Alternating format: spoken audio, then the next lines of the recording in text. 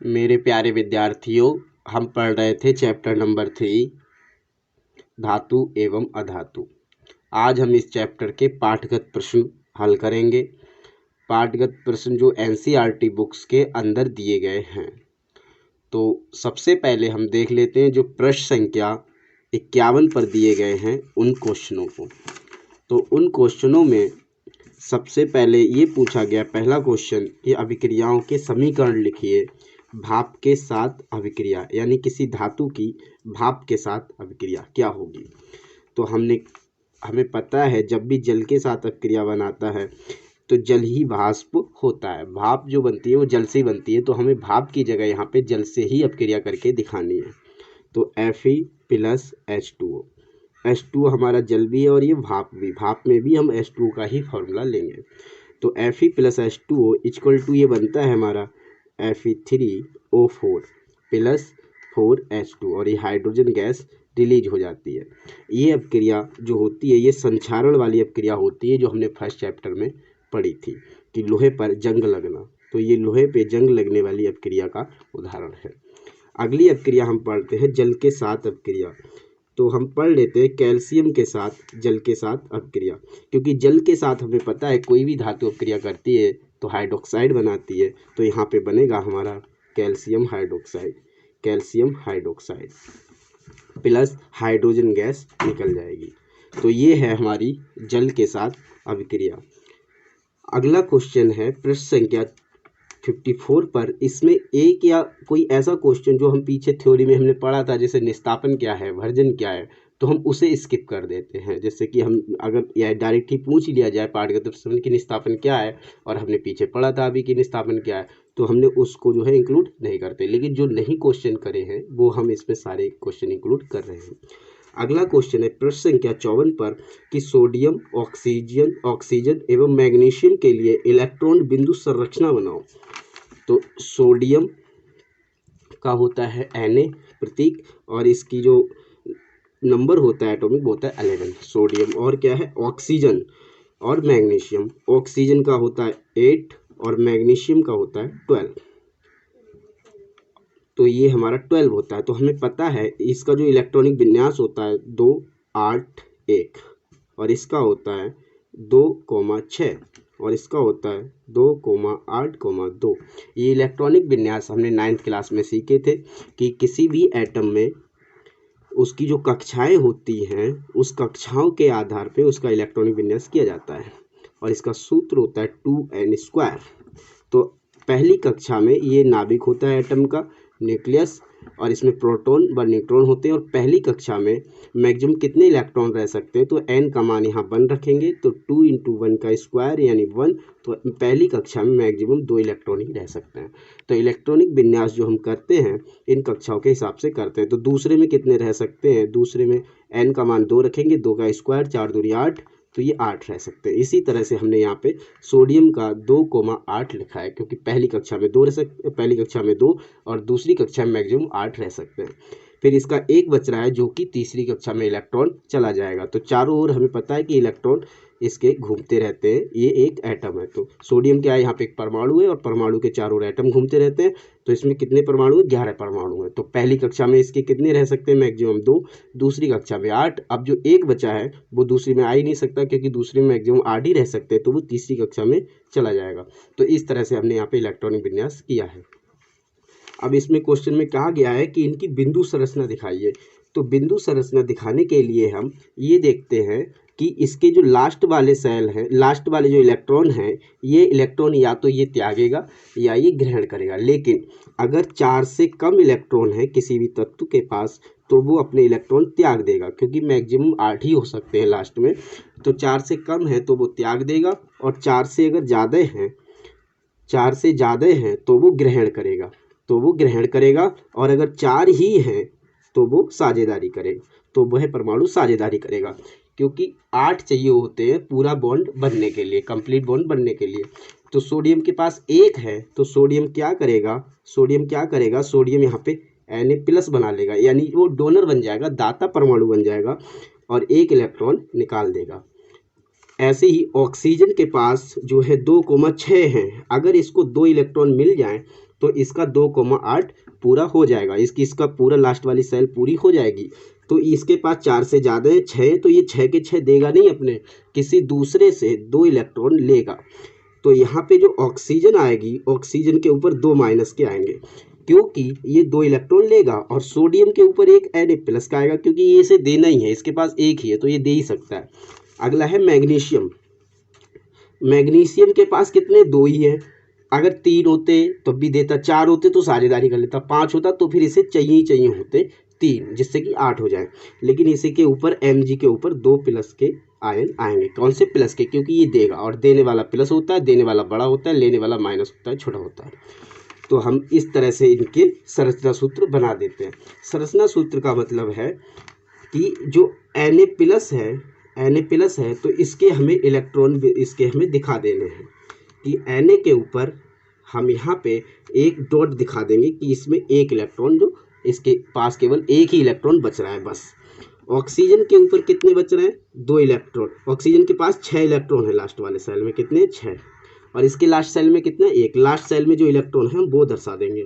तो इसके पास 6 है, तो ये बिंदु संरचना सूत्र है। ये ऑक्सीजन का है, ये सोडियम का है, और ये मैग्नीशियम का। मैग्नीशियम के पास कितने हैं, ओनली 2, तो ये मैग्नीशियम का है।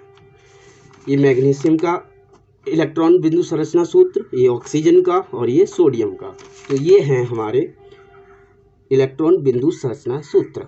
सोडियम का ये है, ऑक्सीजन का ये है, और मैग्नीशियम का ये है। अगला क्वेश्चन है कि इलेक्ट्रॉन के स्थानांतरण के द्वारा Na2O एवं MgO का निर्माण की दर्शाइए कि किस तरह से इसका निर्माण होता है। जब Na2O और MgO का निर्माण बताना है कि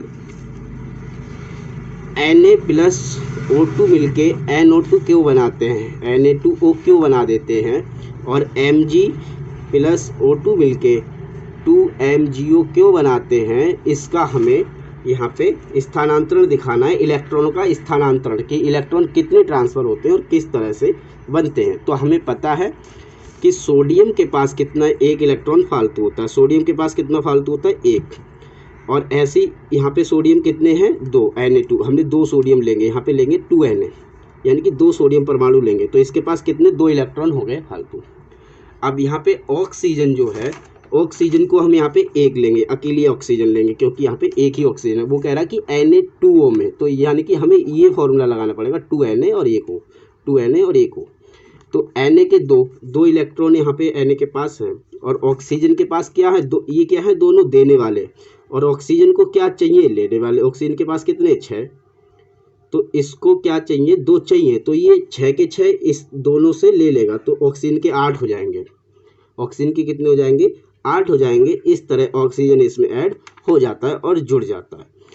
तो यहाँ पे हमने यही कहा है कि यहाँ पे ये क्या करता है, इलेक्ट्रॉनों का स्थानांतरण कर रहा है, लेकिन ये हमें दिखाना है इलेक्ट्रॉन का स्थानांतरण के द्वारा Na2O एवं MgO किस तरह से बनता है, ये दिखाना है।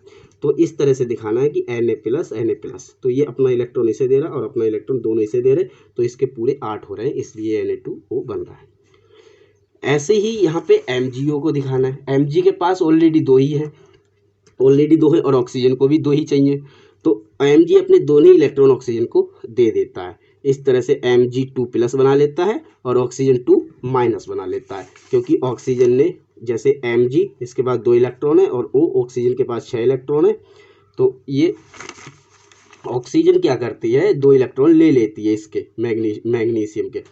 तो ये Mg तो बनता है +2 और ऑक्सीजन बनती है -2।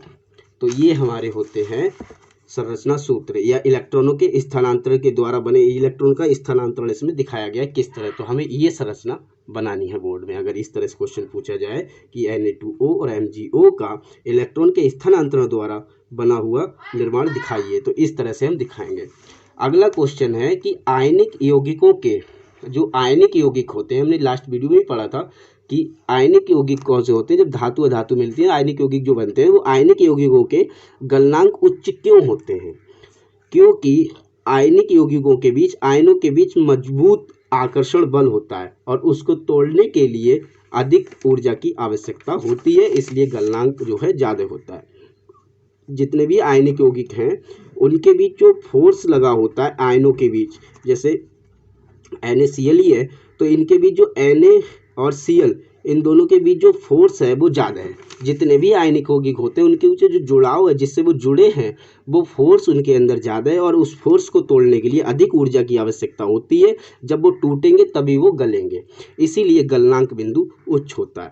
अगला है दो धातुओं के नाम बताइए जो प्रकृति में मुक्त अवस्था में पाई जाती हैं। सोना और प्लेटिनम, ये दो ऐसी धातु हैं जो प्रकृति में मुक्त अवस्था में पाई जाती हैं। अगला क्वेश्चन है धातु को उसके ऑक्साइड से प्राप्त करने के लिए किस रासायनिक प्रक्रम का उपयोग किया जाता है। धातु को उसके ऑक्साइड से प्राप्त करने के लिए किससे, ऑक्साइड से। और हमने फर्स्ट चैप्टर में पढ़ा था कि ऑक्सीजन का जुड़ना अपचयन उपचयन कहलाता है और ऑक्सीजन का हटना अपचयन कहलाता है। तो ऑक्साइड में ऑक्सीजन होता है, हमें ऑक्सीजन को हटाना है और ऑक्सीजन के हटाने वाले प्रोसेस को अपचयन कहते हैं। तो अपचयन प्रक्रम का उपयोग किया जाता है क्योंकि अपचयन में ऑक्सीजन हट जाती है। तो ऑक्साइड में से अगर ऑक्सीजन हट गई तो केवल धातु बचेगा। तो अपचयन प्रक्रम में क्या करते हैं, हम धातु प्राप्त करते हैं और उसमें से ऑक्साइड में ऑक्सीजन निकल जाती है। सोडियम, कैल्शियम, एल्यूमिनियम आदि को अपचायक के रूप में उपयोग किया जाता है क्योंकि ये निम्न अभिक्रिया धातु को उनके योग से विस्थापित कर देते हैं। ये धातु ऑक्साइड है। यहाँ पे एल्यूमिनियम जब हमने यूज करा तो यहाँ पे धातु अलग निकल गई, Mn और Al2O3 का यहाँ पे ये लवण बन गया। तो इस तरह से हम यहाँ पे अपचयन प्रोसेस करते हैं और उसमें कोई ऐसा एलिमेंट या कोई ऐसा तत्व मिला देते हैं, कोई ऐसा अपचायक मिला देते हैं जो वो उस ऑक्सीजन को हटा देता है। अगला क्वेश्चन पढ़ लेते हैं जो प्रश्न संख्या 61 पर है और अगली एक्सरसाइज है। कौन सी धातुएं आसानी से संचरित नहीं होती हैं। ऐसी कौन सी धातुएं जो आसानी से संचरित नहीं होंगी। हमने फर्स्ट चैप्टर में पढ़ा था कि संचरण होता क्या है, संचरण का मतलब होता है कमजोर होना। तो ऐसी कौन सी धातुएं जो अधिकतर जल्दी कमजोर नहीं होती है, जल्दी उनकी जो है गलती वलती नहीं है, जल्दी कमजोर नहीं हो पाती। तो सक्रियता श्रेणी में सबसे नीचे स्थित सबसे कम अभिक्रियाशील धातु, जो धातुएं जितनी कम अभिक्रियाशील होती हैं वो उतनी ही ज़्यादा जो है संचरित नहीं होती। यानी कि जो हमारी सिल्वर है, गोल्ड है, प्लेटिनम है, ये सक्रियता श्रेणी में सबसे नीचे है, ये किसी से अभिक्रिया ही नहीं करती। तो ये सबसे ज़्यादा ही आसानी से कभी भी संचरित नहीं होती। ये ऐसी धातुएं जो कभी संचरित नहीं होती और ये सबसे अच्छी धातुएं मानी जाती हैं, इसीलिए इन धातुएं महंगी होती हैं। अगला क्वेश्चन है कि मिश्र धातु क्या होती है। दो या दो से अधिक धातुओं को या एक धातु या एक अधातु, दो या दो से अधिक धातु या तो दोनों धातुओं या फिर एक धातु एक अधातु, कुछ भी हो, उनके समांगी मिश्रण के मिश्र धातु कहते हैं। जैसे कांसा क्या होता है, उसमें कॉपर और टिन मिला हुआ होता है जो कांसे के बर्तन आते हैं। ऐसी इस्पात में कार्बन होता है और लोहा होता है।